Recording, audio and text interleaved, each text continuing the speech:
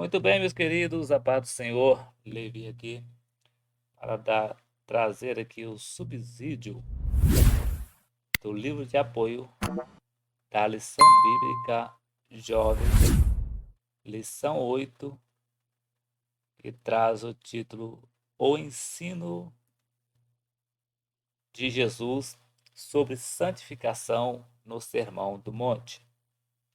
Nós estamos estudando o primeiro trimestre de 2023, a lição bíblica Jovens, editada e publicada pela editora CPAD, e o qual está nos trazendo o tema dessa lição, desse trimestre, separado para Deus, buscando a santificação para vermos o Senhor e sermos usados por Ele. Nós já estudamos 7 lições nesse primeiro trimestre e as lições foram a lição de número 1, que trouxe o título Santificação, o caminho que leva à vida eterna com Deus. A lição de número 2, que trouxe o título O pecado sob a perspectiva do Deus que é santo. A lição de número 3, que trouxe o título O temor a Deus é o caminho da santificação. Também a lição de número 4, que trouxe o título A santificação e a palavra de Deus. Também estudamos a lição de número 5, que trouxe o título Libertos para Viver em Santidade. Também estudamos a lição de número 6, que trouxe o título Mortos para o Pecado, mas ainda lutando contra ele.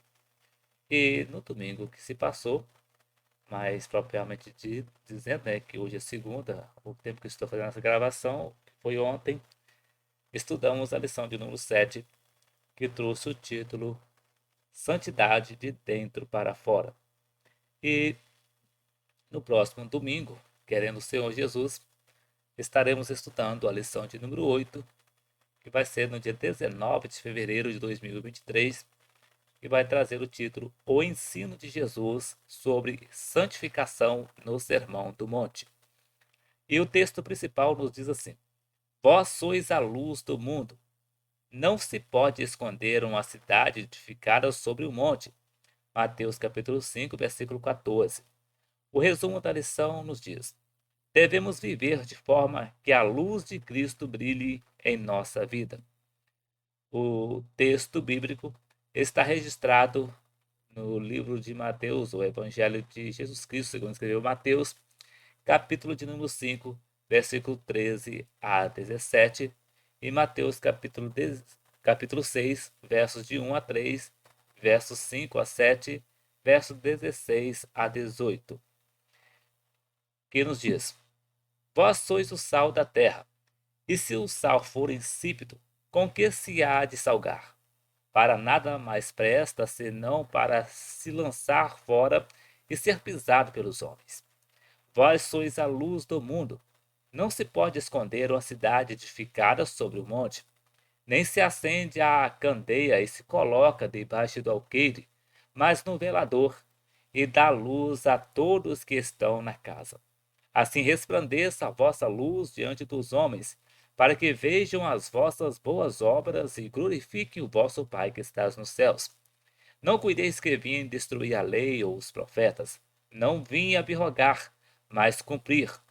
Guardai-vos de fazer as vossas esmolas diante dos homens, para serem vistos por eles. Aliás, não tereis galardão junto de vosso Pai que está nos céus. Quando, pois, deres esmola, não faças tocar trombeta diante de ti, como fazem os hipócritas nas sinagogas e nas ruas, para serem glorificados pelos homens. Em verdade vos digo que já receberam o seu galardão. Mas quando tu deres esmola, não saiba a tua mão esquerda o que faz a tua direita. E quando orares, não sejas como os hipócritas, pois se comprazem em orar em pé nas sinagogas e às esquinas das ruas, para serem vistos pelos homens. Em verdade vos digo que já receberam o seu galardão.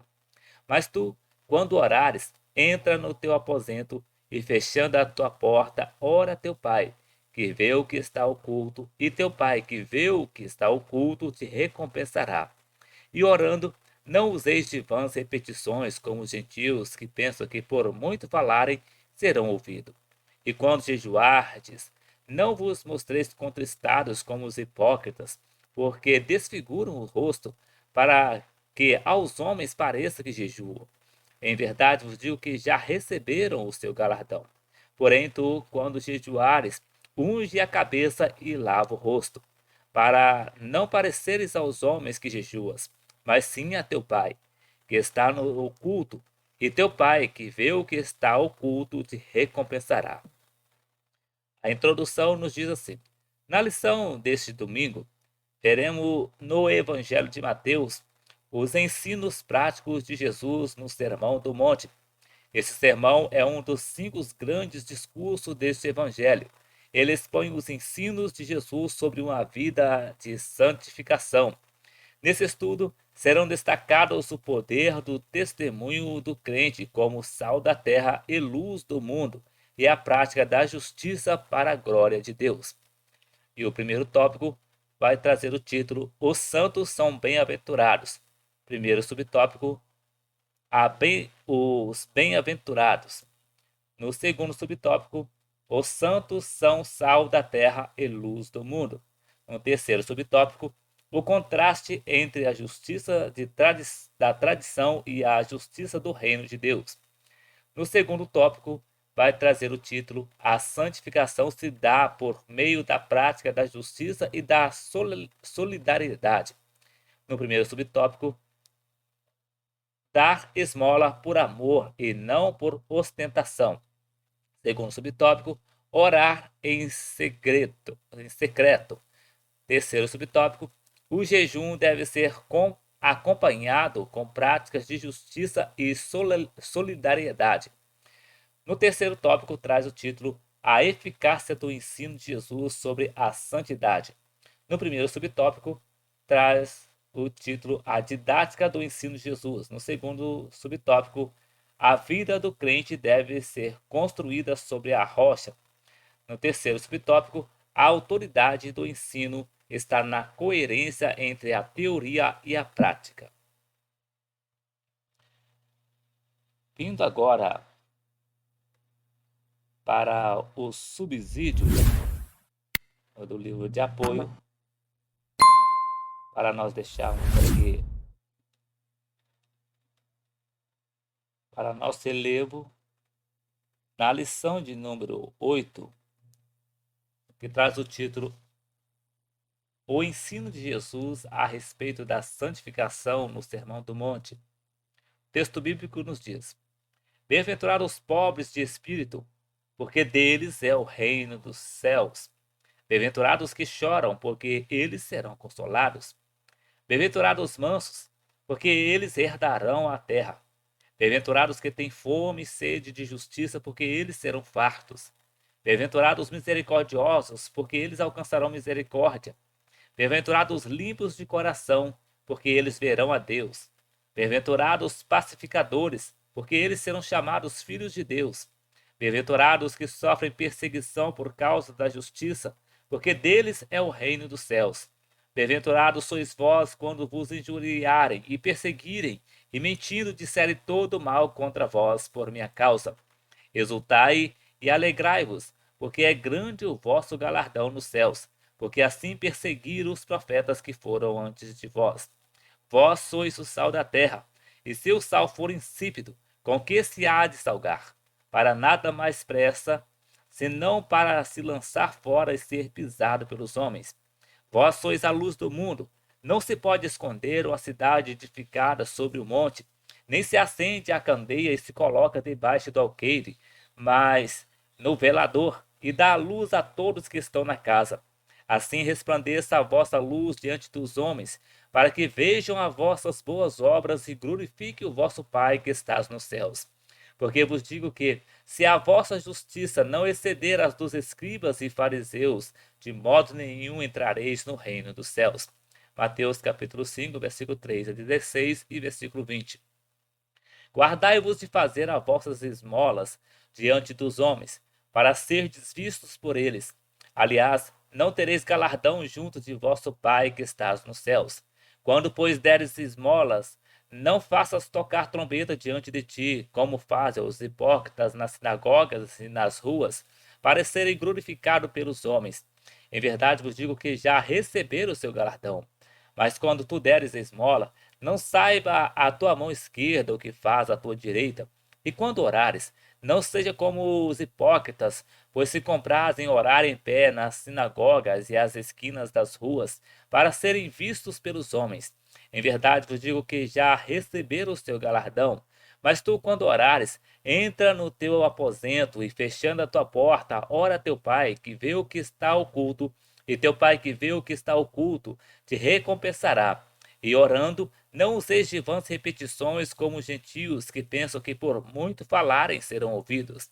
E quando jejuarestes, não vos mostreis contristados como os hipócritas, porque desfiguram o rosto, para que aos homens pareça que jejuam. Em verdade vos digo que já receberam o seu galardão. Porém, tu, quando jejuardes, unge a cabeça e lava o rosto, para não pareceres aos homens que jejuas, mas sim a teu pai que está oculto. E teu pai, que vê o que está oculto, te recompensará. E aconteceu que, concluindo Jesus este discurso, a multidão se admirou da sua doutrina. Mateus capítulo 6, versículo de 1 a 3, versículos 5 a 7, versículo 16 a 18 e capítulo 7, versículo 28. Um ponto forte do Evangelho de Mateus é a valorização dos ensinos práticos de Jesus. O primeiro grande discurso de Jesus foi organizado em uma montanha. Ele se assenta no chão junto à multidão reunida e ensina o mais famoso discurso dos evangelhos. O Sermão do Monte é um dos 5 grandes discursos desse evangelho. Ele expõe a atividade educativa de Jesus sobre uma vida de santificação. Destaque para o poder do testemunho do cristão como sal da terra e luz do mundo. A prática da justiça para a glória de Deus e a autoridade do ensino de Jesus por ser experiencial, em que a teoria se confunde com a prática. Jesus ensinou que os santos são bem-aventurados. Os santos são bem-aventurados. Mateus capítulo 5, versículo de 1 a 12. As 8 bem-aventuranças abrem o Sermão do Monte. Elas são o portal ou o portão de entrada para os textos que se sucedem.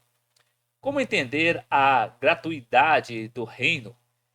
É uma promessa de que os pobres e os excluídos da sociedade e do próprio sistema religioso da época seriam felizes?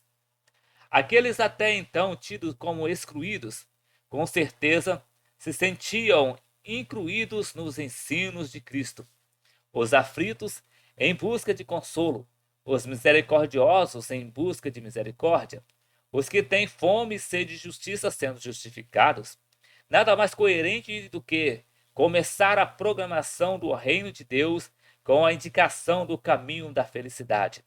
Diferente do que alguns defendem, a santidade não é sinônimo de semblante fechado e sério, pois os santos têm a alegria como fruto do Espírito e a alegria do Senhor é sua força e aformoseia o seu rosto, conforme Neemias capítulo 8, versículo 10 e Provérbios capítulo 15, versículo 13. Jesus não somente ensinou o caminho das bem-aventuranças, como também testemunhou com seu próprio exemplo de vida. O pastor César Moisés apresenta uma boa síntese do exemplo prático de Jesus. Jesus levou às últimas consequências. Jesus levou às últimas consequências o que significava viver como pobre, chorar, ser manso, ter fome e sede de justiça, ser misericordioso, limpo de coração, pacificador e ser perseguido por causa da justiça. Jesus era o mestre e eu era o mestre do discurso e da prática, profeta poderoso em obras e palavras diante de Deus e do povo. Analisar essas citações vai ajudar no entendimento das bem-aventuranças. Os seres humanos conduzem sua vida por meio de suas opções fundamentais. Essa opção que vão definir como se posicionar diante da vida, da sociedade, das outras pessoas, inclusive diante de Deus. Branck afirma que as opções fundamentais de Jesus pelas quais ele vive a sua vida são as seguintes. Letra A. A opção preferencial pelos pobres, como concretização da opção pelos injustiçados. B. A opção pela misericórdia e como todo legalismo. C. A opção pelo serviço e contra o poder. D. A opção pela justiça e contra toda opressão. E. A opção pela vida. A cada dia fica mais evidente a necessidade dos cristãos, a exemplo de Jesus, definirem bem as suas opções fundamentais e darem o testemunho de ser feliz no caminho do reino de Deus por meio de sua vida prática no caminho da santidade. Na contramão do caminho proposto pela atual sociedade consumista e imediatista, dominada pela cultura de que o ter supera o próprio ser, de que o sucesso pessoal, profissional, ministerial e as grandes posses e conquistas estão no caminho da felicidade plena, muitas pessoas encontram-se desiludidas seguindo por esse caminho e, ao final, percebendo que nada fez sentido. Como recomenda o autor de Eclesiastes, a vida somente vale a pena quando se descobre o seu sentido. Fora isso, tudo é vaidade. Eclesiastes capítulo 12, versos de número 1 a 8. Mateus apresenta a lista das pessoas bem-aventuradas: os pobres de espírito, os que choram, os mansos, os que têm fome e sede de justiça, os limpos de coração, os pacificadores e os que são perseguidos por causa da justiça. Por que bem-aventuradas? Porque delas é o reino de Deus. Essa mensagem de Jesus não foi bem aceita por quem detinha o poder e o controle da sociedade da época. Ela também não é popular atualmente. Por isso, é difícil de entender e aceitar e assimilar pela maioria das pessoas. Carter afirma que, devido à influência e interesse da cultura dominante, a comunidade que faz a escolha por esse ensino de Jesus é minoritária e marginal. Mesmo que você faça parte da minoria, não renuncie à sua paz e à sua vida feliz com Jesus. Os santos são sal da terra e luz do mundo. Mateus capítulo 5, versículo 13 a 16. As pessoas que se comprometem com os ensinos de Jesus são o sal e a luz do mundo, pois Jesus salga e brilha por meio delas. A metáfora do sal e da luz é bem conhecida e muitos já se falou sobre ela. No entanto, devido à sua praticidade, geralmente as pessoas se esquecem do significado e importância dela na vida diária.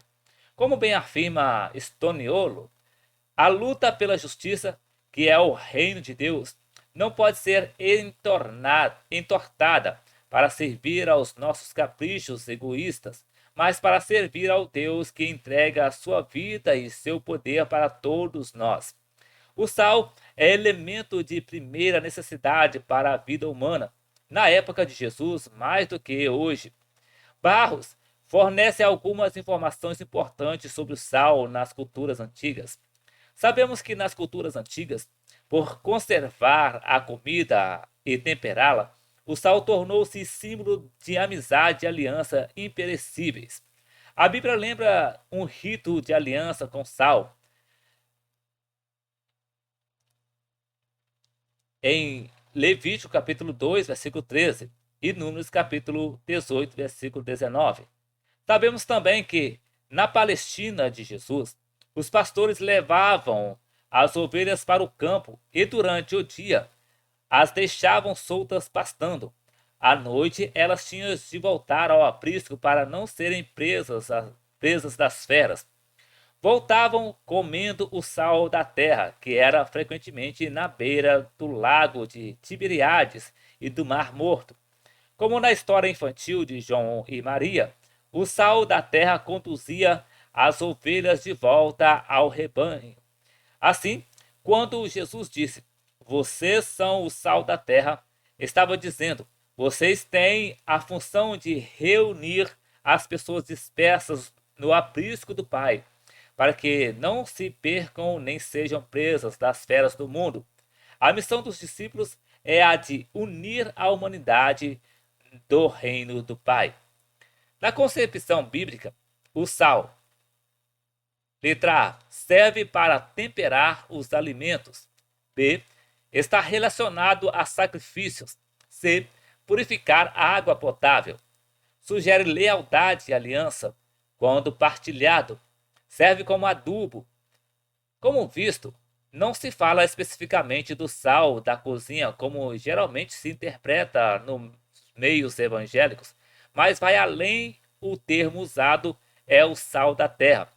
O que chama a atenção é que a comunidade dos discípulos de Jesus, que recebem a afirmação na segunda pessoa, vós sois o sal da terra, alega, vós sois o sal da terra. Carter alega que os discípulos de Jesus deveriam ter esse tipo de vida temperadora, purificadora e sacrificial, comprometida com o bem-estar do mundo e fiel aos propósitos de Deus. A Terra é a esfera de ação e o objeto de sua missão. Os textos seguem com um alerta. Não poderiam perder o sabor, sinal de que isso é possível. No Evangelho de Marcos, o sal é relacionado com o fogo. Marcos capítulo 9, versículos 49 e 50. Um dos costumes da época, nas noites do campo, era alimentar as fogueiras com sal. No entanto, quando perdiam o seu material combustível, não servia mais para alimentar o fogo. Assim, a expressão de Marcos, tende sal em vós mesmo, passa a ter significado de que o cristão deve ter vitalidade para aquecer a própria vida, fornecendo luz e calor no seu ambiente próximo. De qualquer forma, a figura do discípulo como sal da terra e luz do mundo está relacionada com o bom testemunho e a influência positiva na sociedade. O contraste entre a justiça da tradição e a justiça do reino de Deus. Os discursos de Jesus causavam um grande desconforto aos praticantes do judaísmo, em especial os escribas e fariseus. Eles eram os mestres da lei, bem como os principais beneficiários das interpretações que eles faziam dela. Existiam escolas de interpretação da lei. Escritos foram desenvolvidos para reproduzir os pensamentos dos líderes dessas escolas. Os principais líderes religiosos, independentemente da situação de Israel em relação aos dominadores, sempre eram beneficiados pelo seu poder de influência e dominação. Jesus é acusado de burlar ou não respeitar a lei mosaica. Todavia, ele afirma categoricamente que não veio para destruir a lei, mas, pelo contrário, veio para cumpri-la. Tudo era uma questão de interpretação. Jesus anunciava que o reino de Deus traz uma nova justiça, pois a justiça apresentada pelos escribas e fariseus era a justiça das tradições interpretativas humanas. Jesus expõe a verdadeira justiça do reino de Deus, com base na lei, nos profetas e nos salmos. Portanto, a base era a mesma, o que diferenciava era a interpretação. Jesus demonstra que a justiça do reino de Deus é a mais exigente do que a justiça que a sociedade judaica praticava. Mais uma vez, Jesus critica a justiça propagada pelos líderes religiosos da época, favorecidos pelas autoridades governamentais, sustentados pela interpretação tendenciosa das Escrituras. O reinado de Deus, propagado por Jesus, traria um bem-estar, prosperidade e felicidade para todos e não para um grupo específico. Os status que era justificado com base na interpretação das Escrituras, dizendo-se abençoados porque eram justos e santificados. Por isso, Jesus adverte: se a vossa justiça não exceder a dos escribas e fariseus, de modo nenhum entrareis no reino dos céus. O pastor César Moisés comenta que a finalidade da lei era produzir uma justiça, isto é, uma forma de organização de vida que levasse os que a seguissem a agir de maneira justa e solitária, a partir do coração, e não meramente observando mecânica e friamente as regras. Esse não era o ensino, muito menos a prática dos principais mestres e líderes do judaísmo. Jesus criticava a justiça dos escribas e fariseus, porque era tendenciosa e favorecia somente seus interesses. O reino de Deus somente seria possível com a prática da justiça que Deus quer. Jesus assevera que quem cumprisse e ensinasse essa justiça do reino de Deus seria reconhecido por Deus. Veja que não é suficiente apenas saber e fazer, também é preciso ensinar. Os doutores da lei, escribas e fariseus, sabiam o que deveriam fazer, mas devido às suas ambições e ganâncias, não faziam. Eles ensinavam de acordo com suas próprias interpretações e interesses. Para explicar como é a justiça do reino de Deus, Jesus retoma e começa a explicar algumas exigências da lei, as quais eram interpretadas e ensinadas maliciosamente pelos escribas e fariseus, conforme Mateus capítulo 5, versículo 21 a 24. Portanto, a justiça do reino de Deus era maior ou superior à justiça da tradição ensinada pelos escribas e fariseus, pois tinha como base a justiça de Deus e a sua santidade. Jesus ensinou que a santificação se dá por meio da prática da justiça e da solidariedade. Ainda durante o Sermão do Monte, Jesus continua no embate com os escribas dos Jesus continua com o embate com os ensinos dos escribas e fariseus. Para esses, a justiça era encarada como a realização de três práticas: a esmola, a oração e jejum. Jesus não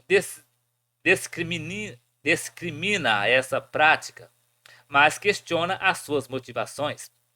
Dar esmola por amor e não por ostentação, conforme Mateus capítulo 6, versículo de 1 a 3. A generosidade de socorrer os necessitados é um dever fundamental do cristão e os evangelhos incentivam esta prática. No entanto, desde que seja pela motivação correta, na época de Jesus, existia uma cultura de reconhecer publicamente essa prática. Assim, uma pessoa com boa condição financeira poderia compensar suas falhas e manter as aparências, dando esmolas ao menos favorecidos. Dessa forma, alguém que havia conseguido seus bens à base de exploração poderia, por meio da doação de esmolas, manter a imagem de uma pessoa piedosa. Alguns estavam tão enraizados nessa cultura que até acreditavam que realmente eram piedosas. Na atualidade, quando pessoas que comprovadamente roubaram milhões de reais do erário público fizeram caridade com esse dinheiro e receberam os aplausos da comunidade favorecida, será que dentre eles também não teriam representantes da religião? Será que não temos em nosso meio líderes que ganham salários injustos comparados aos seus subordinados e que também se fazem de piedosos? Pode-se manter as aparências e aplacar a ira da consciência, mas diante do justo juiz não tem como camuflar a intenção e motivação do coração e se apresentar como um santo. Ter uma vida em santidade vai além disto. O texto não entra na questão da origem do donativo. Então, pode ser mesmo uma pessoa honesta que consegue seus bens e direitos com base no trabalho ou por herança queira compartilhar o que tem. Essa pessoa pode ter pelo menos duas posturas. A. fazer uma piedade verdadeira. Segundo, fazer piedade para ser reconhecida e considerada uma pessoa piedosa para a comunidade. A segunda atitude é condenada por Jesus. Ele adverte, não saiba a tua mão esquerda o que faz a tua direita. Textos bíblicos condenam veemente as práticas com o intuito de fazer compensação com Deus, pois ele aceita somente o culto e adoração baseado na justiça. O socorro aos necessitados em uma instituição religiosa, dentro do possível, deve ser organizado e os assistidos devidamente cadastrados. Assim, os donativos serão destinados aos verdadeiros necessitados. Em todo caso, quem os assiste corre o risco de estar tratando as consequências e não a causa, que necessitaria de uma ação mais abrangente e estruturada. Sociedade, governo, igreja, instituições organizadas, entre outras.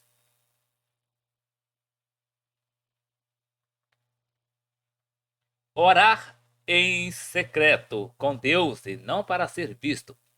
Mateus capítulo 6, versículos 5 a 7.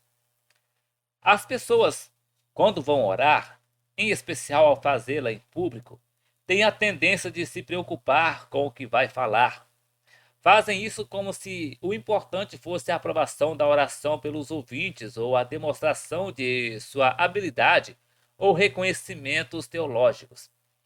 O que está por detrás desse pensamento? Pensar sobre isso já ajuda o leitor a fazer uma autoavaliação. Essa prática pode ser mais comum do que geralmente se pensa. A oração deve estar centrada no interior do coração do cristão e não na quantidade, beleza ou poder das expressões das palavras proferidas. A oração sincera pode ser realizada por qualquer pessoa, independentemente de cargo ou conhecimento teológico. A palavra hipócrita é uma palavra forte e assusta a muitos. No entanto, foi muito utilizada por Jesus, geralmente se referindo aos escribas e fariseus, devido ao comportamento de aparências, legalismo e falsa piedade.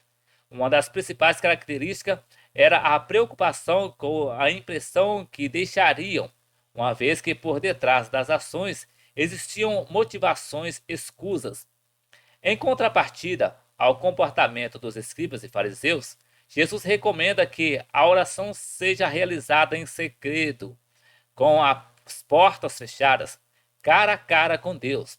Se na oração o que vale é o que está centrado no interior do coração, esse é o modelo perfeito.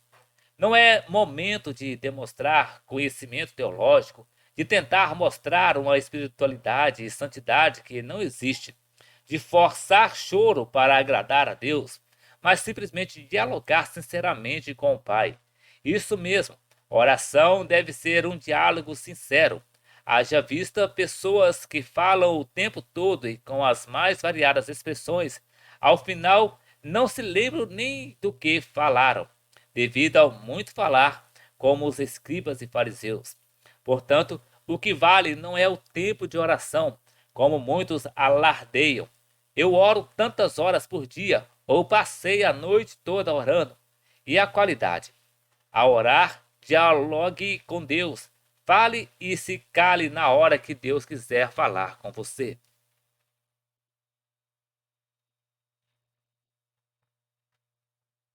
O jejum deve ser acompanhado com práticas de justiça. A doação de esmolas, registrada em Mateus capítulo 6, de 1 a 3, e a oração, registrada em Mateus capítulo 6, 5 a 7, e o jejum, registrado em Mateus capítulo 6, 16 a 18, são práticas do cotidiano dos ouvintes de Jesus.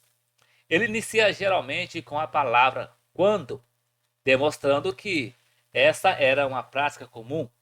Todavia, continua na sua advertência quanto às motivações e comportamentos durante a prática. O profeta Isaías, no seu livro de no capítulo 58, já havia dado uma reprimenda no povo de Israel pela prática do jejum, sem a prática da justiça e solidariedade. A mensagem de Isaías é reforçada pelo profeta Jeremias: quando jejuares, não ouvireis o seu clamor, e quando oferecerem holocaustos e ofertas de manjares, não me agradareis, não me agradarei deles. Antes, eu os consumirei pela espada e pela fome e pela peste. Jeremias capítulo 14, versículo 12. Séculos se passaram e Jesus teve que repetir praticamente a mesma advertência. Os religiosos de sua época continuaram com o costume de se vestir com pano de saco, não tomar banho no dia de jejum, não ungir o corpo ou a cabeça com óleo, cobrindo a cabeça e o rosto com cinza, entre outros costumes. No entanto, tudo para a promoção pessoal. A preocupação era manter certa santidade, ignorando que desde a época dos profetas, Deus já havia deixado claro que não aceitava o jejum se não fosse acompanhado de práticas de justiça. Jesus recomenda colocar óleo na cabeça, lavar o rosto e não parecer triste como os escribas e fariseus hipócritas, que se vangloriavam pelas práticas de jejum. O fundamento é o mesmo das recomendações para a doação de esmola e oração.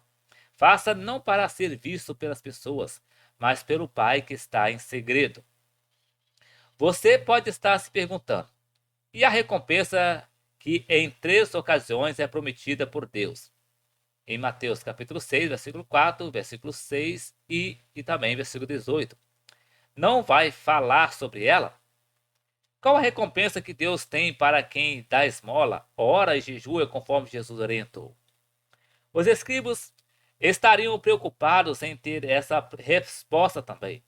Se isso lhe preocupou, então releia o que foi comentado e o texto bíblico novamente. Não busque recompensa apenas. Busque a justiça do reino de Deus, e ela virá do jeito de Deus. Não busque popularidade e nem aplausos. A mensagem de Jesus é simples assim. A eficácia do ensino de Jesus sobre a santidade.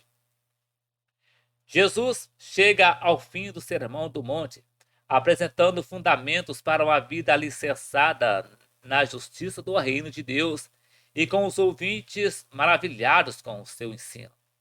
A didática do ensino de Jesus. A eficácia do ensino de Jesus era surpreendente.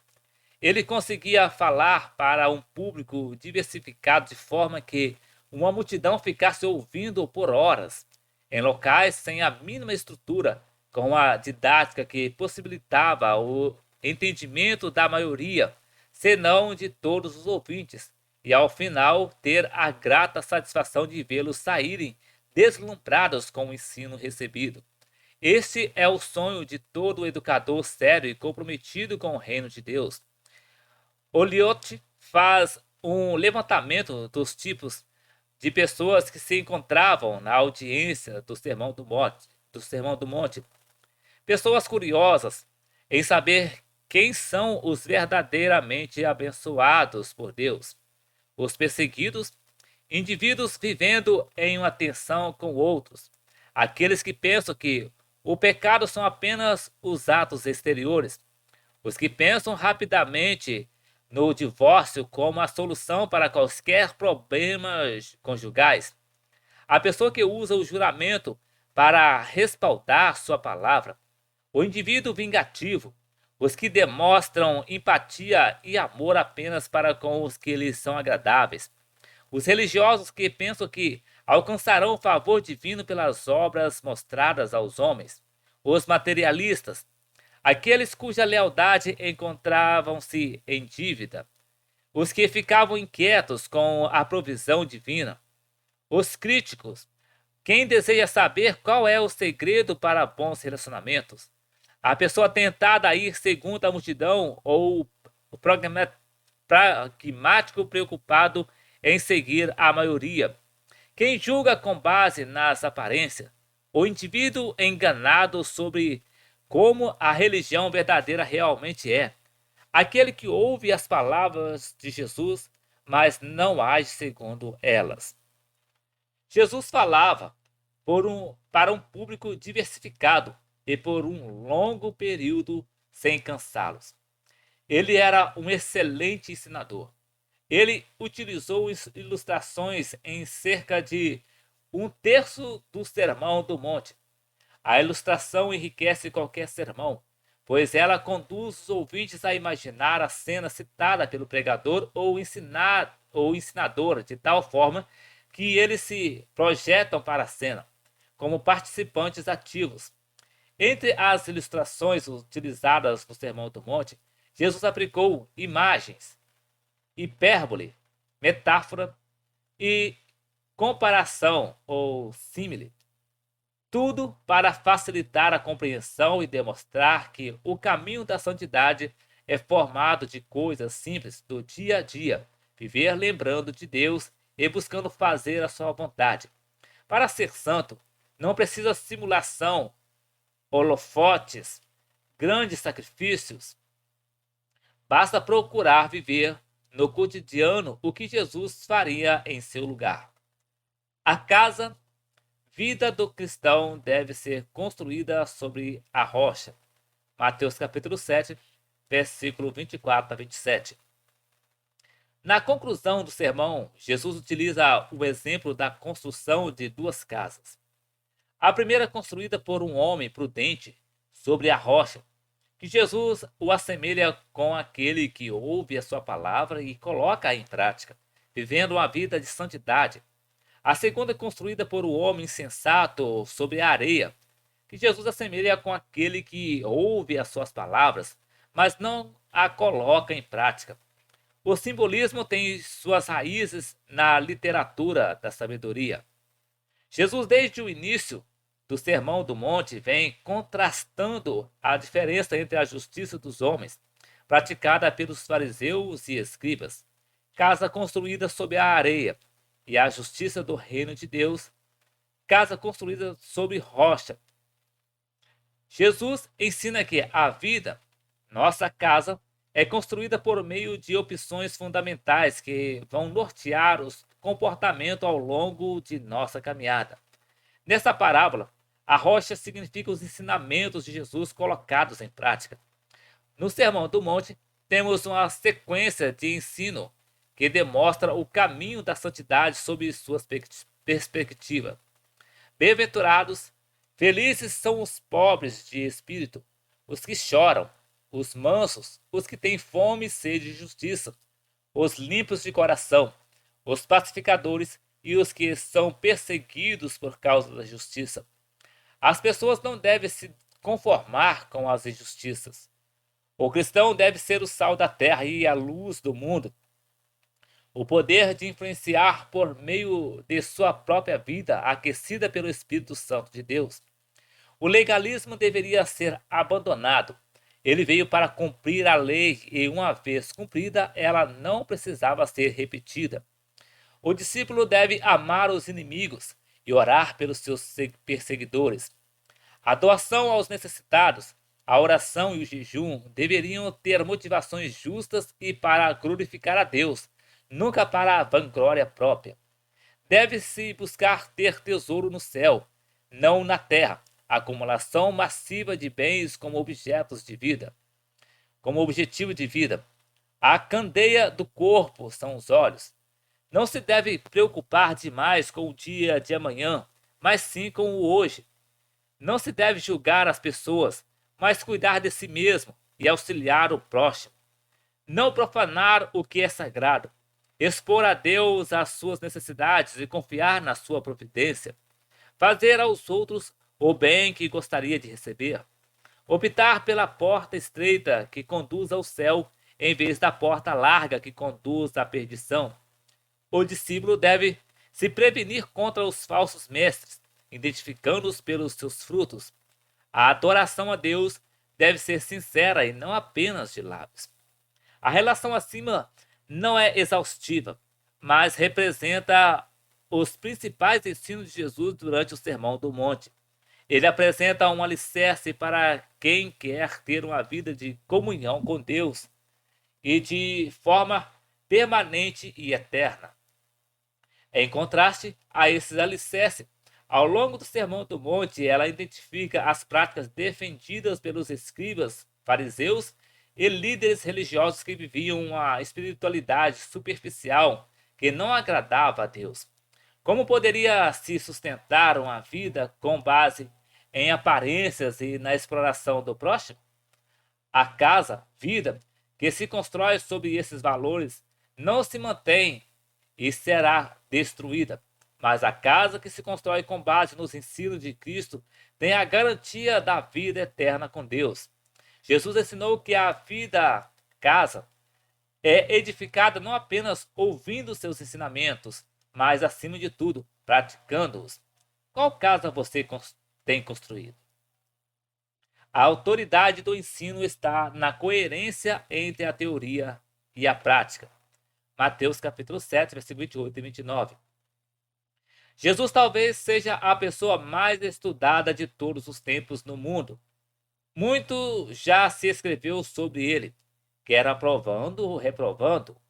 A divisão da história entre o antes e o depois de Cristo é aceita quase como uma unanimidade. Apesar de tudo isso, o estudo de sua vida e obra continua empolgante, produtiva e gratificante. Não é de se estranhar a admiração de seus ouvintes. Qual seria a nossa reação se nós estivéssemos assentados junto com esse povo, ouvindo o mestre dos mestres? Jesus era judeu e assim ele se comportava como alguém dentro de sua própria cultura. O rótulo de cristão vai surgir umas 2 décadas depois. Ele abordava temas comuns aos professores judeus de sua época. Por isso, não tem como entender os ensinamentos de Jesus sem considerar seu contexto. Um dos grandes anseios dos judeus de sua época era a chegada do reino de Deus, anunciado por séculos, e alimentava as esperanças daquele povo subjugado constantemente pelo imperialismo estrangeiro. A única forma de conquista que eles conheciam era por meio de instrumentos bélicos e, assim, esperavam que acontecesse. Todavia, Jesus aparece ensinando como somente é possível alcançar o reino de Deus, passo a passo no caminho da santidade, que oferece um novo tipo de liberdade.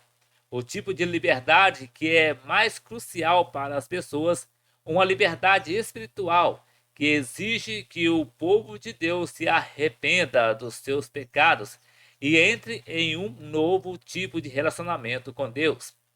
Jesus afirma que sua vida e ministério era o cumprimento da lei. Gutierrez, ao comentar sobre Mateus capítulo 5, versículo 17 a 20, afirma: na Bíblia, a palavra cumprir é normalmente usada como referência à profecia.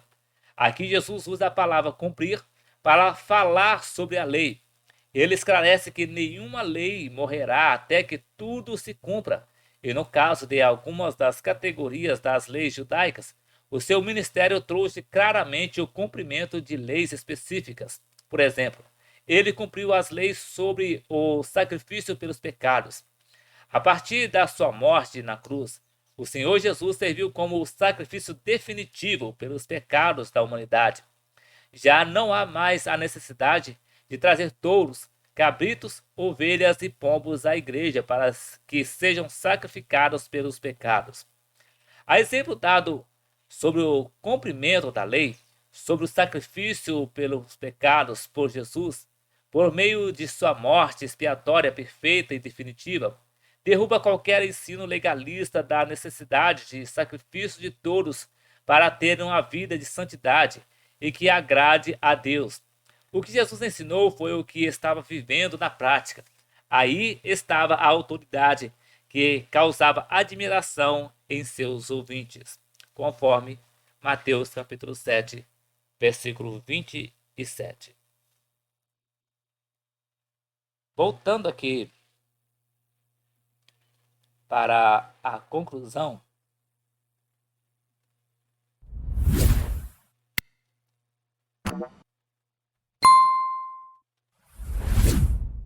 A conclusão da lição, ela nos diz assim: nessa lição aprendemos que aqueles que vivem em santidade experimentam a verdadeira alegria, que é o fruto do Espírito e reflete a luz de Cristo. Jesus confrontou o ensino e a prática hipócrita dos escribas e fariseus e mostrou que, para viver uma vida de santidade, o crente precisa agir com justiça e solidariedade. O exemplo era a sua própria vida e ministério. Então, meus queridos, esse aqui foi o subsídio do livro de apoio da lição de número 8, que trouxe o título O Ensino de Jesus sobre Santificação no Sermão do Monte. Na próxima semana, querendo o Senhor Jesus, nós vamos regressar aqui para trazer aqui o subsídio do livro de apoio da lição de número 9, que vai trazer o título A Santidade é a Marca do Crente. Então, que Deus em Cristo abençoe a sua vida e até o próximo vídeo, querendo o Senhor Jesus.